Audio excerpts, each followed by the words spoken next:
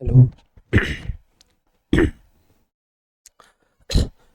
Hello, good evening all of you. कैसे हो आप सब लोग? आशा करता हूँ सभी अच्छे होंगे। और सबसे पहले तो आपको 79th इंडिपेंडेंस डे की हार्दिक शुभकामनाएं। और जैसा कि आपको पता है कि कल परसों भी लाइव क्लास लेने की कोशिश की थी, लेकिन टेक्निकल इश्यू की वजह से लाइव क्लास नहीं हो पाई थी। सेम वही प्रॉब्लम आज थी, तो इसलिए इसको रिकॉर्ड कर दिया मैंने। और अपना जो टॉपिक चल रहा था भारत के भौतिक प्रदेश पार्ट सेकंड, इसमें कुछ एमसीक्यू मैं आपके लिए लेकर के आया हूँ। तो चलिएगा क्लास स्टार्ट करते हैं आज के फर्स्ट क्वेश्चन के साथ। आज का अपना फर्स्ट क्वेश्चन है कि भारत का सबसे ठंडा स्थान द्रास ट्रांस हिमालय की कौन सी श्रेणियों में स्थित है? तो द्रास की अगर हम बात करें, द्रास है ये ट्रांस हिमालय की कौन सी श्रेणियों में स्थित है भाई? तो द्रास है ये आपका है भाई जास्कर श्रेणियों में। ठीक है, जास्कर श्रेणियों में। देखिएगा, ट्रांस जो हिमालय है, इस ट्रांस हिमालय की हम बात करें तो ट्रांस हिमालय को 3 पार्ट्स में डिवाइड किया गया है। सबसे पहला इसमें आपका आता है कराकोरम श्रेणी। सबसे पहले इसमें कौन सी आती है? तो सबसे पहले आती है कराकोरम श्रेणी। दूसरी इसमें आती है लद्दाख श्रेणी।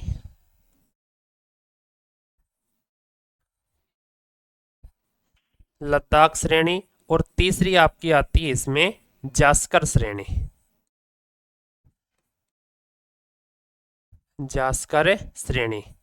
तो इस प्रकार से ट्रांस हिमालय को 3 भागों में डिवाइड किया गया है। ठीक है, बात करें लास्ट क्लास अगर आपको थोड़ा याद हो तो मैंने बताया था कराकोरम जो श्रेणी है, इस कराकोरम श्रेणी में भारत की सबसे ऊंची चोटी है केटू या गोडविन ऑस्टिन। कराकोरम श्रेणी को प्राचीन समय में कृष्णागिरी के नाम से जाना जाता था। इसी कराकोरम श्रेणी में आपका कुछ एक ग्लेशियर मैंने आपको बताए थे, सियाचिन है, बियाफो है, बाल्टोरा है, तिस्पर है। ठीक है, दूसरा आपकी लद्दाख श्रेणी। लद्दाख का शाब्दिक अर्थ होता है लद्दाख का शाब्दिक लाख दर्रों का घर। लद्दाख का शाब्दिक अर्थ क्या होता है? लाख दर्रों का घर। ठीक है, और इस लद्दाख के पठार की सबसे ऊंची चोटी मैंने आपको बताई थी राकापोसी है, जो कि विश्व की सबसे तीव्र ढाल वाली चोटी है। तीसरी श्रेणी अपनी आती है जास्कर श्रेणी। ठीक है, इस जास्कर श्रेणी में भारत का सबसे ठंडा स्थान है द्रास। ठीक है, भारत का सबसे ठंडा स्थान द्रास कौन सी श्रेणियों में है? जास्कर श्रेणियों में। इसी जास्कर श्रेणियों में शेषनाग व वेरीनाग झीलें। ठीक है, शेषनाग झील व वेरीनाग झील इन्हीं श्रेणियों में स्थित है। शेषनाग झील की बात करें तो शेषनाग झील से उद्गम होता है झेलम नदी का। ठीक है, झेलम नदी का उद्गम कहां से होता है? तो झेलम नदी का उद्गम होता है शेषनाग झील से। ठीक है, नेक्स्ट क्वेश्चन देखिएगा। मेघालय या शिलोंग के पठार की सबसे ऊंची चोटी कौन सी है? तो मेघालय या शिलोंग के पठार की सबसे ऊंची चोटी की बात करें तो मेघालय या शिलोंग के पठार की सबसे ऊंची चोटी है वो आपकी है नोक्रेक चोटी। ठीक है, मेघालय या शिलोंग का जो पठार है, ठीक है, मेघालय या शिलोंग का पठार एक किसका पार्ट है? तो ये आपका है प्रायद्वीपीय पठार का। ठीक है, प्रायद्वीपीय जो आपका पठार है इसी का पार्ट है ये। और इस मेघालय या शिलोंग के पठार की सबसे ऊंची चोटी की बात करें तो नोक्रेक है। इसी मेघालय या शिलोंग के पठार में 3 पहाड़ियां पड़ती हैं, गारो, खासी व जैंतिया। ठीक है, गारो, खासी व जैंतिया की पहाड़ियां कहां पर हैं? तो ये मेघालय या शिलोंग के पठार में। और इसी खासी पहाड़ी की हम बात करें तो इसी खासी पहाड़ी पर भारत में सर्वाधिक वर्षा वाला स्थान है मासिन राम व चेरापूंजी। मासिन राम व चेरापूंजी जो है ये भारत में सर्वाधिक वर्षा वाला स्थान है। और ये कहां पर है भाई? खासी पहाड़ी पर है। ठीक है, और यहीं पर आपकी देखोगे तो नोकरेक जो चोटी है ये भी आपकी यहीं पर है। ठीक है, चलिएगा नेक्स्ट क्वेश्चन की बात करते हैं। अगला क्वेश्चन, विश्व की सबसे ऊंची पर्वत श्रेणी कौन सी है? तो बताइएगा कौन सी है विश्व की सबसे ऊंची पर्वत श्रेणी। तो विश्व की सबसे ऊंची पर्वत श्रेणी की जब हम लोग बात करते हैं, देखो पर्वत चोटी की बात नहीं कर रहा हूं मैं, पर्वत श्रेणी की बात कर रहा हूं। और पर्वत श्रेणी कौन सी है? हिमालय। ठीक है, विश्व की सबसे ऊंची पर्वत श्रेणी कौन सी है? हिमालय है। अगर चोटी की बात करते तो माउंट एवरेस्ट होती। ठीक है, हिमालय जो है, हिमालय की बात करें तो हिमालय की उत्पत्ति किससे हुई है? हिमालय की उत्पत्ति किससे हुई है भाई? तो हिमालय की जो उत्पत्ति हुई है वो हुई है टेथिस सागर से। ठीक है, टेथिस सागर से उत्पत्ति हुई है हिमालय की। ठीक है, हिमालय जो है, हिमालय का पालनहार किसे कहा जाता है? तो हिमालय का पालनहार है, ये भी आपका टेथिस सागर को कहा जाता है। हिमालय कैसी पर्वत श्रेणी है? तो हिमालय आपकी वलित पर्वत श्रेणी का उदाहरण है। हिमालय वलित पर्वत श्रेणी का उदाहरण है, जबकि आपकी अरावली जो है वो अवशिष्ट पर्वत श्रेणी का उदाहरण है। ठीक है, हिमालय विश्व की सबसे नवीनतम, ठीक है, विश्व की सबसे नवीनतम पर्वत श्रेणी है। विश्व की सबसे नवीनतम पर्वत श्रेणी कौन सी है? तो हिमालय है। हिमालय की औसत ऊंचाई कितनी है? हिमालय की औसत ऊंचाई की बात करें तो इसकी औसत ऊंचाई है 6000 मीटर। ठीक है, एक तो विश्व की सबसे ऊंची चोटी हो गई। दूसरी बात करें हिमालय की, विश्व की तीसरी सबसे लंबी पर्वत श्रेणी है। ठीक है, हिमालय जो है ये विश्व की तीसरी सबसे लंबी पर्वत श्रेणी है। सबसे लंबी पर्वत श्रेणी है। सर दो कौन सी हैं? तो भैया विश्व की सबसे लंबी पर्वत श्रेणी आपकी है एंडीज जो कि दक्षिणी अमेरिका में है, और दूसरी है रॉकीज जो कि उत्तरी अमेरिका में है। तीसरी आती है हिमालय, और चौथी आपकी आती है ग्रेट डिवाइडिंग रेंज। ठीक है, और चलिए नेक्स्ट क्वेश्चन, हिमालय और बात कर ले हिमालय की। देखो हिमालय जो है, हिमालय को 3 भागों में बांटा गया है। ठीक है, हिमालय जो है, हिमालय को कितने भागों में बांटा गया है? तो हिमालय को 3 भागों में बांटा गया है। सबसे पहला आता महान हिमालय, या इसी को कहा जाता है वरद हिमालय, या इसी को कहा जाता है हिमाद्री, या इसी को कहा जाता है हिमालय की रीढ़।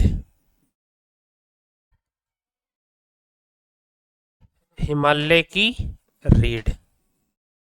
ठीक है, दूसरा आपका आता है मध्य या लघु हिमालय, मध्य या लघु हिमालय, और तीसरा आपका आता है शिवालिक हिमालय। ठीक है, तो इस प्रकार से हिमालय को, शिवालिक हिमालय, हिमालय को 3 पार्ट्स में डिवाइड किया गया है। ठीक है, चलिएगा नेक्स्ट क्वेश्चन, हिमालय का पालनहार निम्न में से किसे कहा जाता है? तो अभी बताया था मैंने आपको, हिमालय का पालनहार किसे कहा जाता है? तो हिमालय का पालनहार कहा जाता है टेथिस सागर को, क्योंकि इसी टेथिस सागर से उत्पत्ति हुई थी हिमालय की। ठीक है, गोंडवाना लैंड और अंगारा लैंड दोनों के बीच में आपका पड़ता है टेथिस सागर। नेक्स्ट, हिमालय निम्न में से किस पर्वत श्रेणी का उदाहरण है? तो हिमालय कौन सी पर्वत श्रेणी का उदाहरण है भाई? अवशिष्ट पर्वत श्रेणी का है, ललित पर्वत श्रेणी का है, ललित नहीं सॉरी वलित है, ये ललित नहीं होगा भाई, ये वलित है। ठीक है, वलित पर्वत श्रेणी का उदाहरण है, या फिर अवशिष्ट पर्वत श्रेणी का उदाहरण है। तो बताइएगा किसका है हिमालय? तो हिमालय की बात करें तो हिमालय जो है ये आपका वलित पर्वत श्रेणी का उदाहरण है। ठीक है, देखो वलित पर्वत श्रेणी कौन सी होती है? तो वलित पर्वत श्रेणी वह पर्वत श्रेणी होती है जो क्रमबद्ध तरीके से हो। ठीक है। ऐसी जो पर्वत श्रेणी होती है क्रमबद्ध तरीके से, उसको बोलते हैं वलित पर्वत श्रेणी। अवशिष्ट पर्वत श्रेणी जैसे कि आपका हिमालय, ठीक है। वलित पर्वत श्रेणी किसे कहेंगे? वह पर्वत श्रेणी जिसके बीच बीच में क्या हो, गैप हो, उसे कहेंगे अवशिष्ट पर्वत श्रेणी, जैसे कि अरावली,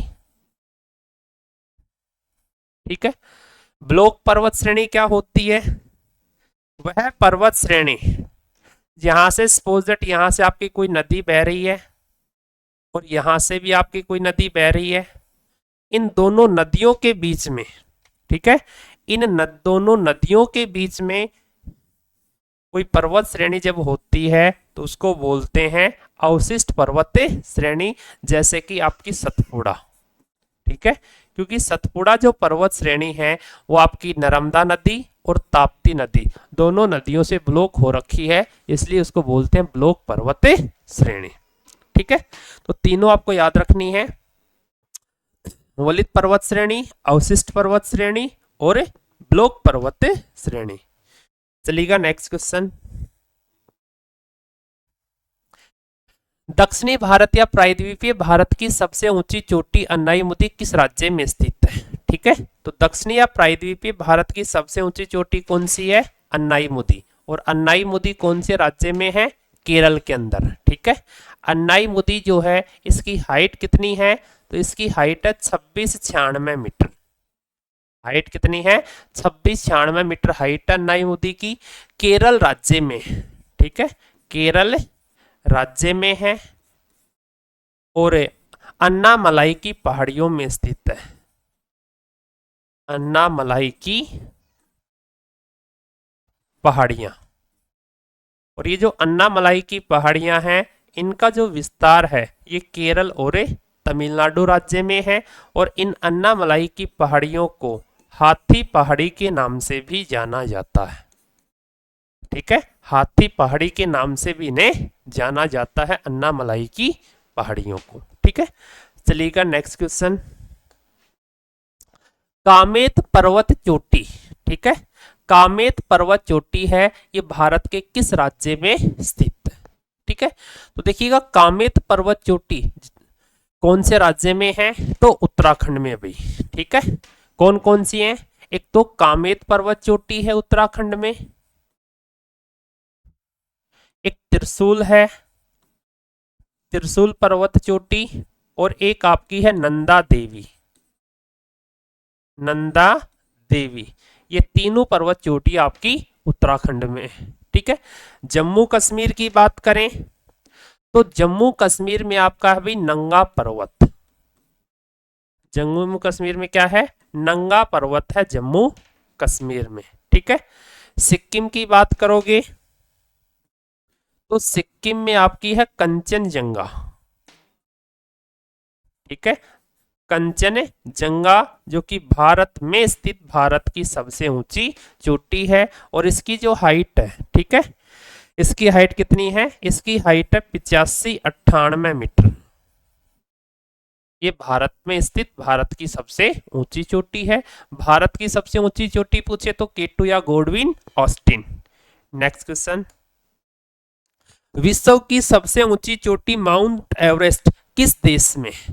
तो माउंट एवरेस्ट कौन से देश में है भाई? माउंट एवरेस्ट आपकी है नेपाल में, ठीक है।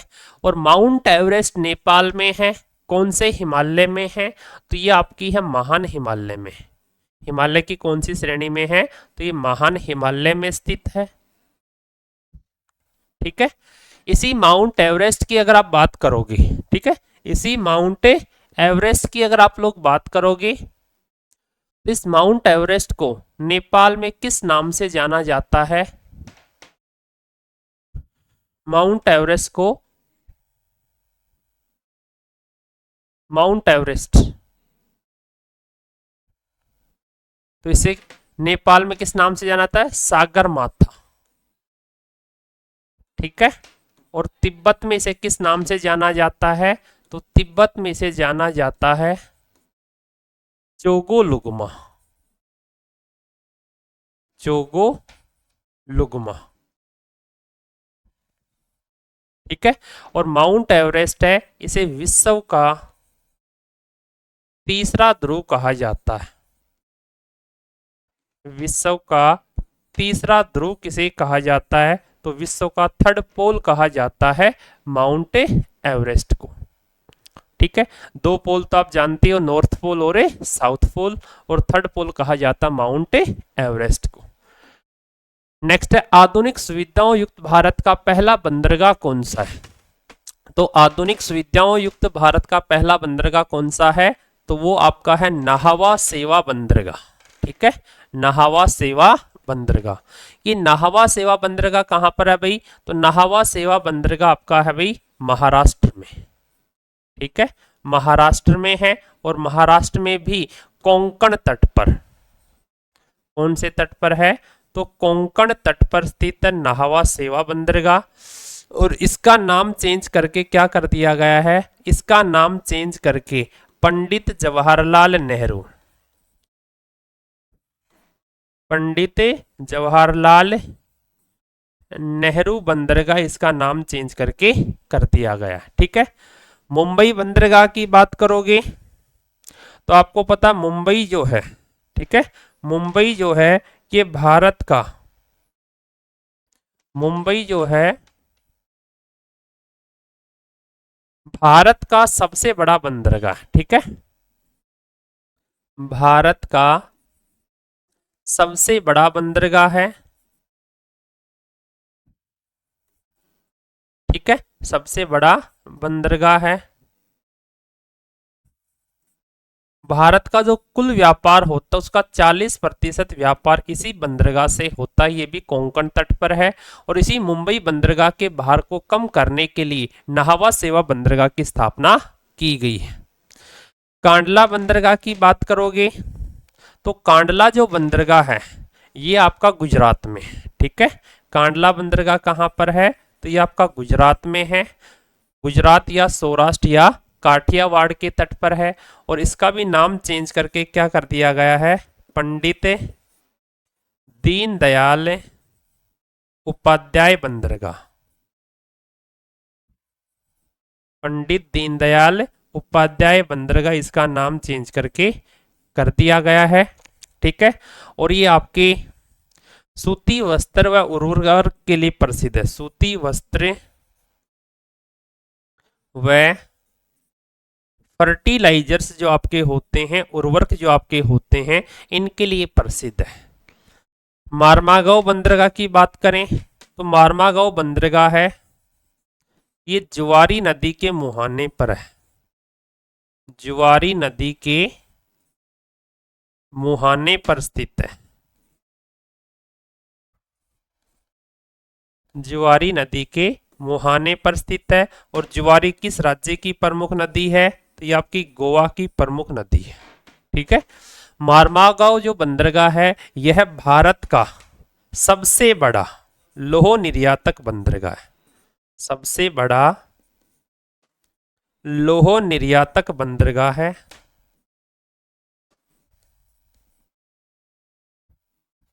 और इस बंदरगाह से जो लोहे का निर्यात किया जाता है वो कौन से देश को किया जाता है?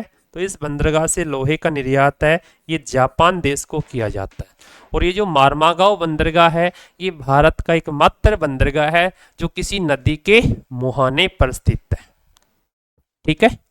नेक्स्ट क्वेश्चन,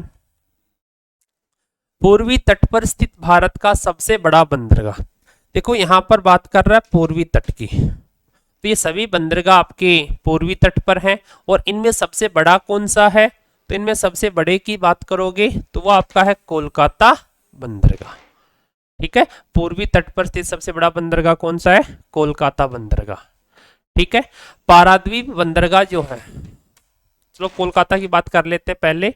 कोलकाता जो बंदरगाह है इसका नाम चेंज करके क्या कर दिया गया अभी? इसका नाम चेंज करके श्यामा प्रसाद मुखर्जी बंदरगाह कर दिया गया है। श्यामा प्रसाद मुखर्जी बंदरगाह इसका नाम चेंज करके कर दिया गया है। और ये जो बंदरगाह है ये हुगली नदी के किनारे पर स्थित है। ठीक है, हुगली नदी के किनारे पर स्थित है और भारत का एकमात्र बंदरगाह है जो किसी नदी के किनारे पर स्थित है। मुहाने पर पूछे तो मार्मागांव, किनारे पर पूछे तो श्यामा प्रसाद मुखर्जी या कोलकाता बंदरगाह। किसके लिए प्रसिद्ध है ये? तो ये बंदरगाह आपका भारी मशीनों के लिए प्रसिद्ध है। ठीक है, भारी मशीनों के लिए प्रसिद्ध है। और इस बंदरगाह की और हम बात करें तो भैया मार्मागांव जो कोलकाता जो बंदरगाह है, चीन का जो समुद्री व्यापार है, ठीक है, चीन का समुद्री व्यापार इसी बंदरगाह से होता है। क्योंकि चाइना की जो चाइना के साथ समुद्री सीमा नहीं लगती, तो चाइना का जो भी समुद्री व्यापार होता है वो कोलकाता बंदरगाह से नाथुला दर्रे से होते हुए और चाइना भेजा जाता है। ठीक है, नेक्स्ट। अच्छा, और बाकी देखो 3-4 बंदरगाह, इनकी मैं बात बता दूं आपको। पारादीप बंदरगाह कहाँ पर है? तो पारादीप बंदरगाह है ये आपका उड़ीसा में है। ठीक है, ये भी भारी मशीनों के लिए प्रसिद्ध है। विशाखापट्टनम बंदरगाह आपका आंध्र प्रदेश में है और ये भारत का सबसे गहरा बंदरगाह है। ठीक है, भारत का सबसे गहरा बंदरगाह कौन सा है? विशाखापट्टनम। चेन्नई बंदरगाह जो है ये भारत का सबसे बड़ा है, भारत का सबसे बड़ा आर्टिफिशियल पोर्ट है, कृत्रिम बंदरगाह है। ठीक है, तो भारत का सबसे बड़ा कृत्रिम बंदरगाह कौन सा है? सबसे बड़ा कृत्रिम बंदरगाह आपका है वो है चेन्नई बंदरगाह। नेक्स्ट क्वेश्चन देखिएगा, पूर्णतः भारत में स्थित भारत की सबसे ऊंची चोटी कौन सी है? ठीक है, भारत में स्थित पूर्णतः की बात कर रहा है, तो भारत की सबसे ऊंची चोटी पूछे, भारत की सबसे ऊंची चोटी,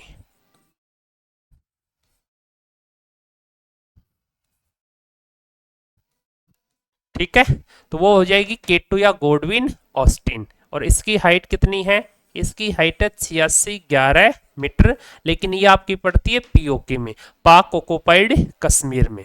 पूर्णतः भारत की बात करें तो पूर्णतः भारत की जो सबसे ऊंची चोटी है वो है कंचनजंगा। ठीक है, कंचनजंगा की बात करें तो ये कौन से राज्य में है भाई? कंचनजंगा आपकी सिक्किम में है। ठीक है, सिक्किम राज्य में है, महान हिमालय में स्थित है और इसकी जो हाइट है कंचनजंगा की वो है 8598 मीटर। ठीक है, गुरु शिखर की बात करोगे तो गुरु शिखर है ये अरावली की सबसे ऊंची चोटी है। ठीक है, गुरु शिखर है ये अरावली की सबसे ऊंची चोटी है, राजस्थान के सिरोही जिले में माउंट आबू में है, 1722 मीटर इसकी हाइट है। ठीक है, और धूपगढ़ी की बात करोगे तो धूपगढ़ी जो है, ठीक है, धूपगढ़ी जो है ये आपकी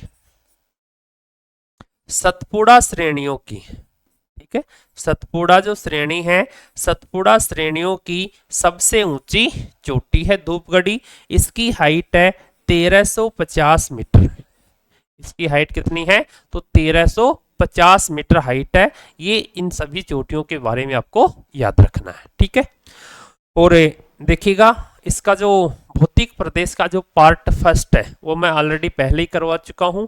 जिसने भी अभी तक वो क्लास नहीं देखी है तो नीचे डिस्क्रिप्शन में उस क्लास का लिंक दिया गया है, तो पहले आप वो क्लास देखिएगा, उसके बाद ये क्लास और बेटर समझ में आएगी। ठीक है, नेक्स्ट, प्रायद्वीपीय पठार का सबसे पूर्वी बिंदु कौन सा है? ठीक है, तो प्रायद्वीपीय पठार का सबसे पूर्वी बिंदु की बात कर रहे हैं। ठीक है, तो प्रायद्वीपीय पठार की बात करें तो प्रायद्वीपीय पठार का सबसे उत्तरी बिंदु कौन सा है? तो प्रायद्वीपीय पठार का सबसे उत्तरी बिंदु जो है वो है रायसीना की पहाड़ी दिल्ली में, जिनके ऊपर आपका राष्ट्रपति भवन बना हुआ है। पूर्वी बिंदु की बात करोगे तो पूर्वी बिंदु आपका जो है वो है राजमहल की पहाड़ियां, झारखंड राज्य में। पश्चिमी बिंदु की बात करोगे तो पश्चिमी बिंदु आपका है गिर पहाड़ियां गुजरात में, ठीक है। और दक्षिणी बिंदु की बात करोगे, दक्षिणी बिंदु कौन सा है, तो दक्षिणी बिंदु आपका है नीलगिरी की पहाड़ियां, ठीक है। दक्षिणी बिंदु कौन सा है, नीलगिरी की पहाड़ियां हैं आपकी केरल कर्नाटक तमिलनाडु राज्य में। तो ये प्रायद्वीपीय पठार जो है ना, इस प्रायद्वीपीय पठार के चारों पॉइंट हैं उत्तरी दक्षिणी पूर्वी पश्चिमी। और प्रायद्वीपीय जो पठार है ये सर्वाधिक क्षेत्रफल पर, ठीक है, सर्वाधिक क्षेत्रफल पर, क्षेत्रफल पर विस्तृत भौतिक प्रदेश, विस्तृत भौतिक प्रदेश है।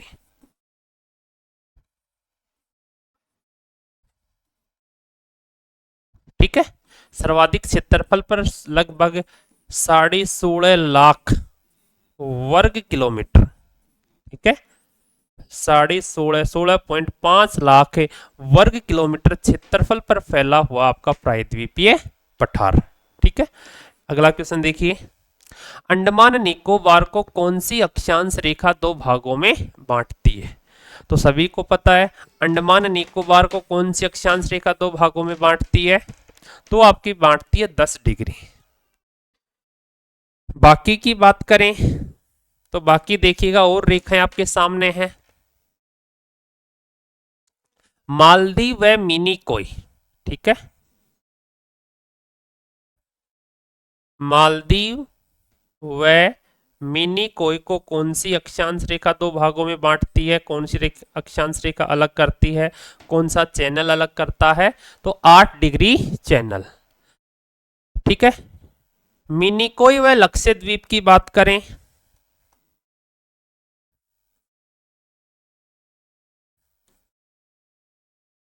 मिनिकोय व लक्षद्वीप को कौन अलग करता है, तो इनको अलग करता है 9 डिग्री चैनल या 9 डिग्री अक्षांश रेखा।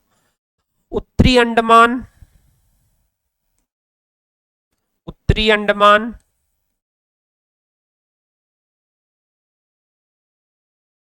व कोको द्वीप को कौन अलग करता है, तो उनको करता है 14 डिग्री चैनल या भारत म्यांमार आप कह सकते हो, को कौन अलग करता है 14 डिग्री चैनल। और 10 डिग्री चैनल आपका अलग करता है अंडमान व निकोबार को। इसके अलावा आप दो याद रखिएगा इंपॉर्टेंट है, 38 डिग्री उत्तरी अक्षांश रेखा किसको अलग करती है भाई, तो ये करती है उत्तरी कोरिया व दक्षिणी कोरिया, उत्तरी कोरिया व दक्षिणी कोरिया को अलग करती है। 49 डिग्री उत्तरी अक्षांश रेखा की बात करोगे तो ये आपकी अमेरिका व कनाडा, विश्व की सबसे शांति प्रिय रेखा इसे कहा जाता है, अमेरिका व कनाडा को अलग करती है। बात करें इसी में हम 24 डिग्री की, तो 24 डिग्री है ये भारत व पाकिस्तान को अलग करती है, भारत व पाकिस्तान को अलग करती है। 11 डिग्री की बात करें तो 11 डिग्री उत्तरी अक्षांश रेखा जो है ये कार निकोबार,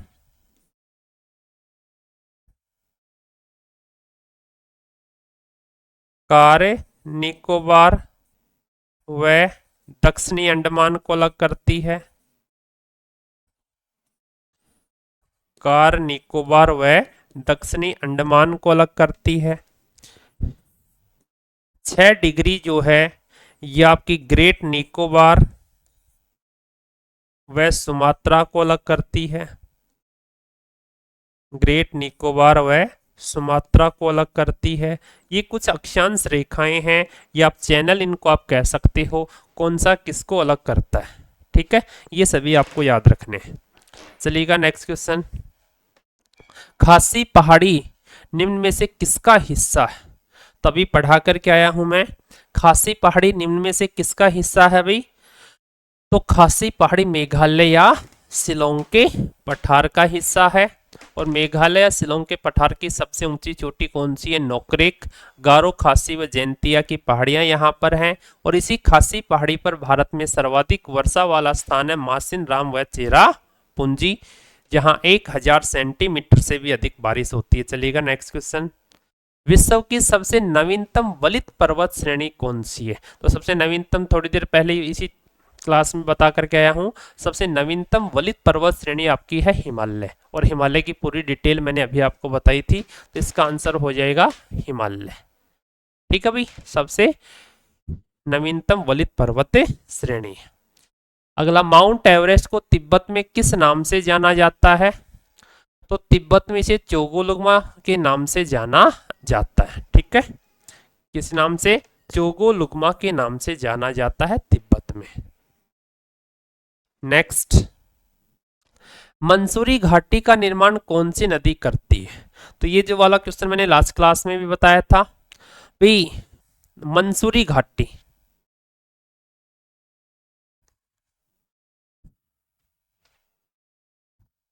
तो मंसूरी घाटी का निर्माण कौन सी नदी करेगी बताइएगा?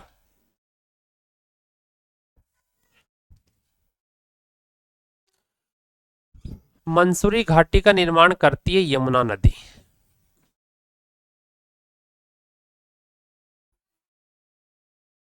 ठीक है, मंसूरी घाटी का निर्माण कौन सी नदी करती है? तो यमुना नदी करती है मंसूरी घाटी का।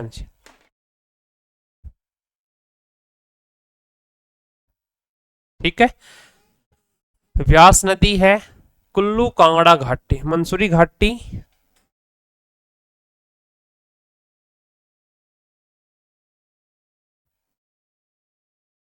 कश्मीर घाटी। अच्छा सॉरी, ये है ना, इसका निर्माण करेगी भाई, सॉरी, इसका निर्माण करेगी व्यास नदी।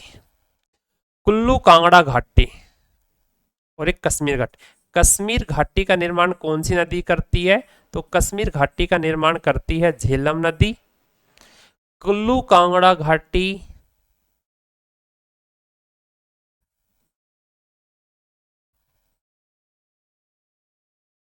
निर्माण करती है व्यास नदी। मंसूरी घाटी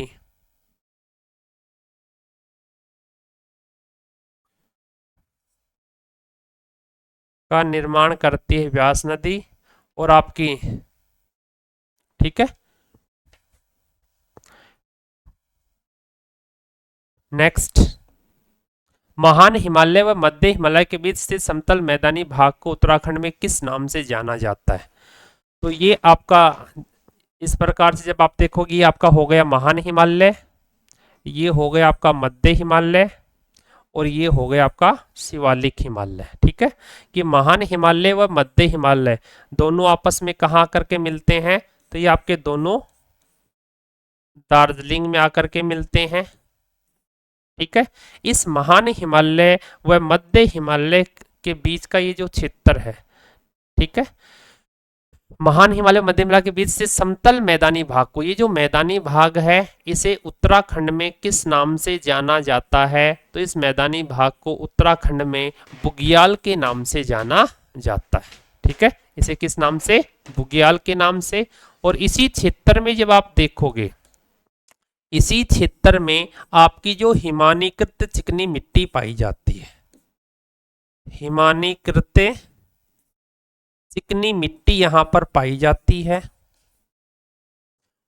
उस चिकनी मिट्टी को क्या कहा जाता है? तो उस चिकनी मिट्टी को करेवा कहा जाता है। ठीक है, महान हिमालय व मध्य हिमालय के बीच स्थित हिमानीकृत चिकनी मिट्टी को क्या कहा जाता है? करेवा। नेक्स्ट, उत्तराखंड के बुग्याल घास के मैदानों में निम्न में से कौन सी जनजाति पाई जाती है जो ऋतु प्रवास के लिए प्रसिद्ध है?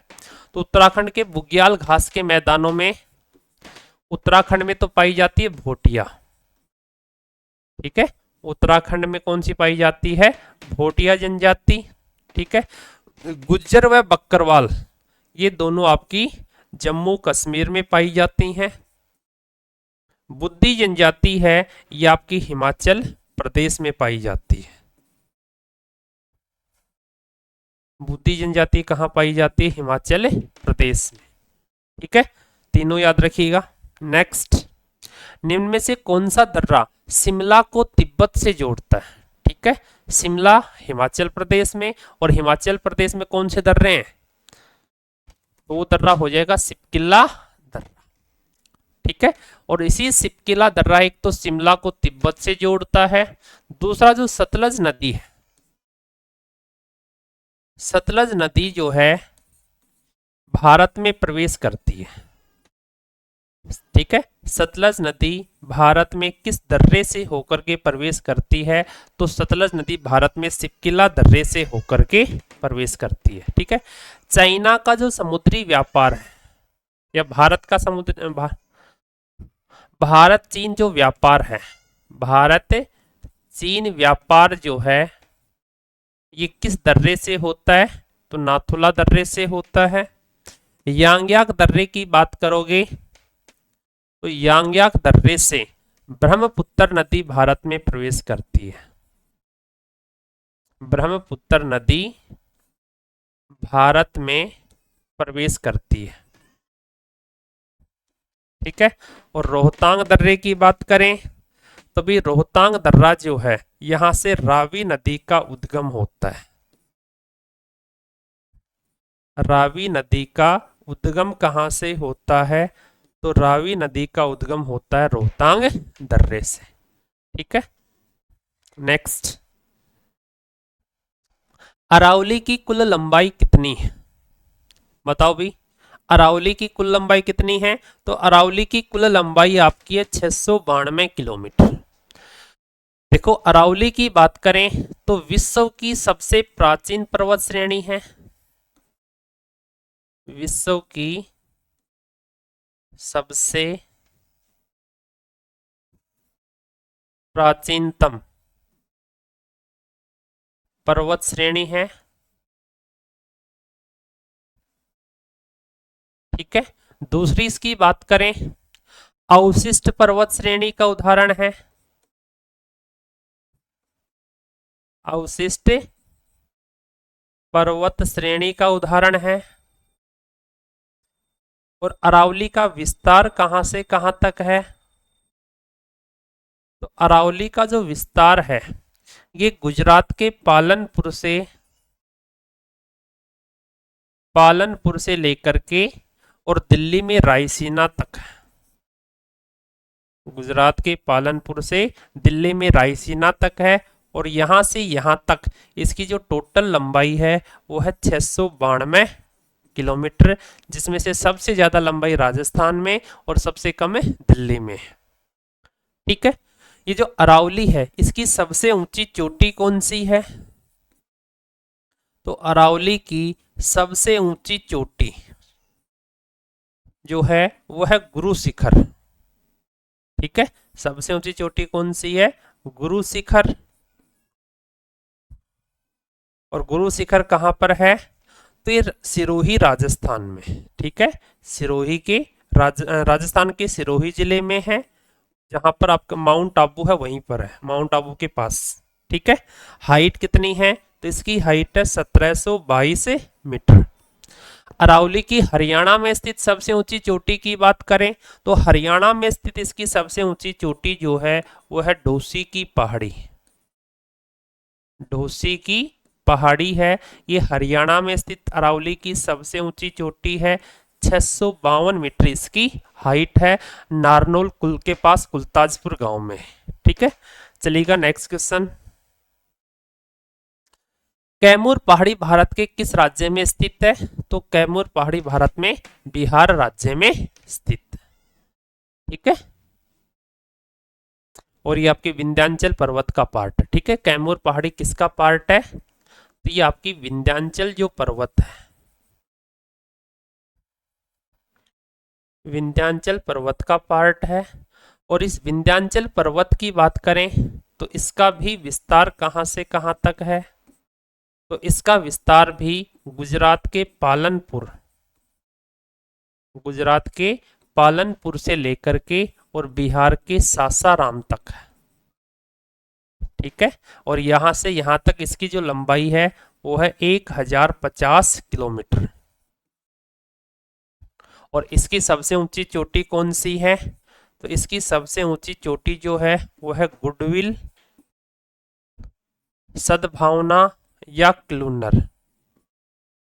गुडविल, सद्भावना या क्लूनर जो चोटी है ये इसकी सबसे ऊंची चोटी है। इसकी हाइट है 752 मीटर। ठीक है, नेक्स्ट, गाबिलगढ़ की पहाड़ियां भारत के कौन से राज्य में हैं? तो गाबिलगढ़ की पहाड़ियां हैं ये महाराष्ट्र राज्य में है। और गाबिलगढ़ की जो पहाड़ी है ये आपकी सतपुड़ा श्रेणियों का पार्ट है। ठीक है, सतपुड़ा जो श्रेणी है इन सतपुड़ा श्रेणियों में स्थित है गाबिलगढ़ की पहाड़ियां। और सतपुड़ा जो श्रेणी है अभी मैंने बताया था आपको, सतपुड़ा पर्वत श्रेणी जो है ये ब्लॉक पर्वत श्रेणी का उदाहरण है।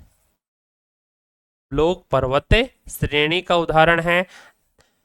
नर्मदा व ताप्ती नदियों से ब्लॉक हो रखी हैं। और सतपुड़ा पर्वत श्रेणियों की सबसे ऊंची चोटी जो है वो है धूपगढ़ी। ठीक है, धूपगढ़ी है जो कि 1350 मीटर हाइट है। ठीक है, नेक्स्ट, निम्न में से कौन सा दर्रा कोच्चि को कोयम्बटूर से जोड़ता है? ठीक है, तो कोच्चि को कोयम्बटूर से जोड़ने वाला दर्रा कौन सा है? वो आपका पाल घाट दर्रा। ठीक है, कौन सा है? पाल घाट। और ये चारों के चारों दर्रे हैं ये आपके कहां पर हैं? पश्चिमी घाट में। ठीक है, चारों ही दर्रे कहां पर हैं? पश्चिमी घाट में। पाल घाट दर्रा है ये मुंबई को पुणे से जोड़ता है। पाल घाट दर्रा मुंबई को नासिक से जोड़ता है। पाल घाट दर्रा है ये कोच्चि को कोयम्बटूर से। और सैनकोट दर्रा है शिवापुरम को शिवाकाशी से जोड़ता है। अगला देखिए, नीलगिरी की पहाड़ियों को यूनेस्को की विश्व धरोहर सूची में किस वर्ष शामिल किया गया? तो नीलगिरी की पहाड़ियों को यूनेस्को की विश्व धरोहर सूची में 2001 में शामिल किया गया था। इन नीलगिरी की पहाड़ियों की बात करें तो नीलगिरी की जो पहाड़ियां हैं, ठीक है, भारत का प्रथम जैव संरक्षित क्षेत्र है। ठीक है, भारत का पहला जैव संरक्षित क्षेत्र कौन सा है? नीलगिरी की पहाड़ियां हैं। और इन्हें जैव संरक्षित क्षेत्र कब घोषित किया गया? तो 1986 में। इन्हें यूनेस्को की विश्व धरोहर सूची में शामिल कब किया गया? तो यूनेस्को की विश्व धरोहर सूची की बात करें तो यूनेस्को की विश्व धरोहर सूची में शामिल किया गया था 2001 में। ठीक है, नीलगिरी की जो पहाड़ियां हैं इनका विस्तार केरल, कर्नाटक व तमिलनाडु राज्यों में है। नीलगिरी की पहाड़ियों की सबसे ऊंची चोटी कौन सी है? तो नीलगिरी की पहाड़ियों की सबसे ऊंची चोटी जो है वो है डोडा बेटा। ठीक है, डोडा बेटा है ये नीलगिरी की पहाड़ियों की सबसे ऊंची चोटी है। 26 से 37 मीटर इसकी हाइट है। नीलगिरी की जो पहाड़ियां हैं इनमें 1500 मीटर से अधिक ऊंचाई पर सदाबहार घास के जो वन पाए जाते हैं उन्हें क्या कहा जाता है? उन्हें सोलास कहा जाता है। दक्षिणी भारत का प्रमुख पर्यटन स्थल है ऊटी। ठीक है, ऊटी जो है वो भी आपका नीलगिरी की पहाड़ियों में स्थित है। और नीलगिरी की जो पहाड़ियां हैं ये पश्चिमी घाट व पूर्वी घाट दोनों के मध्य भौगोलिक ग्रंथि का काम करती हैं। अगला प्रश्न, हिमालय के गिरिपद का क्षेत्र क्या कहलाता है? तो हिमालय के गिरिपद का जो क्षेत्र है, गिरिपद का क्षेत्र क्या कहलाता है? तो हिमालय के गिरिपद का क्षेत्र कहलाता भाबर का प्रदेश। ठीक है, और इस भाबर के जो प्रदेश है इसमें नदियां अदृश्य हो जाती हैं, दिखाई नहीं देती हैं। ठीक है, गिरि का मतलब होता पर्वत, पद का मतलब होता है पैर। तराई का जो क्षेत्र है इस तराई के क्षेत्र में नदियां दिखाई देने लगती हैं, पानी ही पानी यहाँ इकट्ठा हो जाता है। और जहां पानी अधिक होता है वहां मच्छर अधिक होते हैं, इसीलिए इस तराई के क्षेत्र को मच्छर पेटी के नाम से जाना जाता है। ठीक है, उत्तर के विशाल मैदान के किस क्षेत्र को मच्छर पेटी के नाम से जाना जाता है? तो तराई के क्षेत्र को। और आपको पता है खादर बांगर। खादर किसे कहेंगे? वह स्थान जहां नदियों का या बाढ़ का पानी पहुंचता खादर कहलाता है, ठीक है। और जहां नदियों का या बाढ़ का पानी नहीं पहुंचता बांगर कहलाता है। खादर की मिट्टी उपजाऊ होती है, बांगर की मिट्टी अनुपजाऊ होती है। खादर को नवीन जलोढ़ कहा जाता है, बांगर को पुराना जलोढ़ कहा जाता है। नेक्स्ट, उत्तर के विशाल मैदानी भाग के किस क्षेत्र को मच्छर पेटी के नाम से जाना जाता है? तो अभी बताया था तराई के प्रदेश को, ठीक है। नेक्स्ट क्वेश्चन, ओंग जनजाति कहां पाई जाती है? ठीक है, ओंग है, ओंग जनजाति है। इसके अलावा ओंग है, जारवा है, सैम्पेन है, सैम्पेन है, अंडमानीज है, निकोबारीज है, निकोबारीज है। ये सभी जनजातियां हैं, ये सभी जनजातियां आपकी कहां पाई जाती हैं? तो ये पाई जाती है अंडमान निकोबार में, ठीक है। नेक्स्ट क्वेश्चन, अंडमान निकोबार की सबसे ऊंची चोटी कौन सी है? तो अंडमान निकोबार की सबसे ऊंची चोटी कौन सी है? सैडल पिक, ठीक है। 752 मीटर इसकी हाइट है, सैडल पिक है। कहां पर है सर ये? तो भैया ये आपकी है उत्तरी अंडमान में, उत्तरी अंडमान में, ठीक है। और दक्षिणी अंडमान की पूछे तो माउंट थुलियर, माउंट थुलियर है, ये दक्षिणी अंडमान की, सॉरी भाई, ये निकोबार की माउंट थुलियर, तो ठीक है। निकोबार की अगर पूछे ना निकोबार की सबसे ऊंची चोटी, तो वो हो जाएगी माउंट थुलियर। नेक्स्ट, निकोबार की बता दिया माउंट थुलियर। निकोबार की सबसे ऊंची चोटी कौन सी? Mount Thuillier.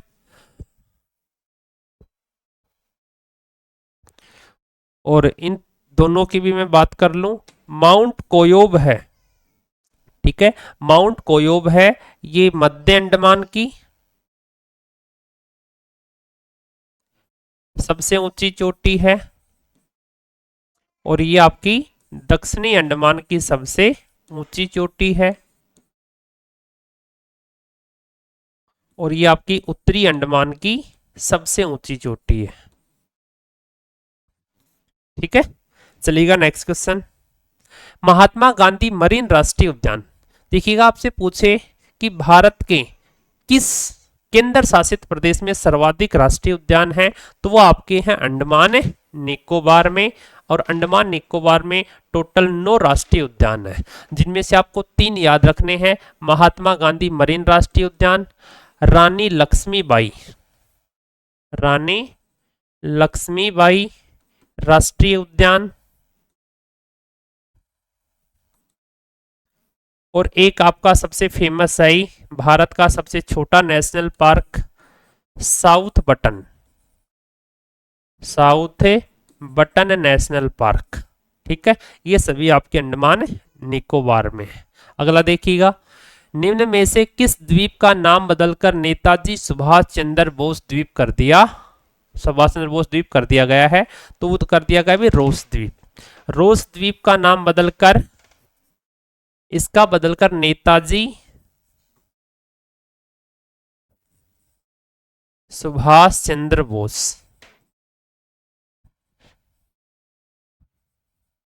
सुभाष चंद्र बोस द्वीप, इसका स्वराज द्वीप, नील द्वीप का नाम बदलकर स्वराज द्वीप कर दिया गया है, ठीक है। और इसका शहीद द्वीप कर दिया गया है। नेक्स्ट, लघु अंडमान व दक्षिणी अंडमान को कौन अलग करता है? तो लघु अंडमान व दक्षिणी अंडमान को अलग करता है डंकन मार्ग, ठीक है। डंकन मार्ग कह सकते हो, 11 डिग्री चैनल आप कह सकते हो, 11 डिग्री उत्तरी अक्षांश रेखा आप कह सकते हो, ठीक है। बाकी अभी मैंने आपको बताए थे 8 डिग्री अलग करता है मालदीव व मिनिकॉय को, 10 डिग्री अलग करता अंडमान व निकोबार को, और 14 डिग्री अलग करता उत्तरी अंडमान व कोको द्वीप को। भारत का सबसे दक्षिणतम बिंदु इंदिरा पॉइंट कहाँ स्थित है? तो इंदिरा पॉइंट कहाँ स्थित है भाई? वो आपका ग्रेट निकोबार में। और ग्रेट निकोबार की भी बात करोगे तो ग्रेट निकोबार में 6 डिग्री 4 मिनट उत्तरी अक्षांश पर, ठीक है, 6 डिग्री 4 मिनट उत्तरी अक्षांश पर स्थित है इंदिरा पॉइंट। और आज की क्लास का लास्ट क्वेश्चन आपका है, विश्व की सबसे नवीनतम पर्वत श्रेणी कौन सी है? तो विश्व की सबसे नवीनतम पर्वत श्रेणी कौन सी है? तो आपकी है अरावली। अरावली की सॉरी सबसे पुरानी अरावली है, सबसे नवीनतम आपकी हिमालय, ठीक है। और हिमालय की बातें हम करके आ चुके हैं अभी थोड़ी देर पहले। तो ये थी आपकी आज की क्लास, और इसी के साथ आपके भौतिक प्रदेश जो हैं ये कंप्लीट होते हैं। 2 पार्ट्स में इनको मैंने कंप्लीट किया है। फर्स्ट पार्ट जो इसका है उसका जो लिंक है वो डिस्क्रिप्शन में दिया गया है, तो डिस्क्रिप्शन में जाकर के लिंक पर जाकर के आप जो फर्स्ट क्लास है वो देख सकते हो, ठीक है।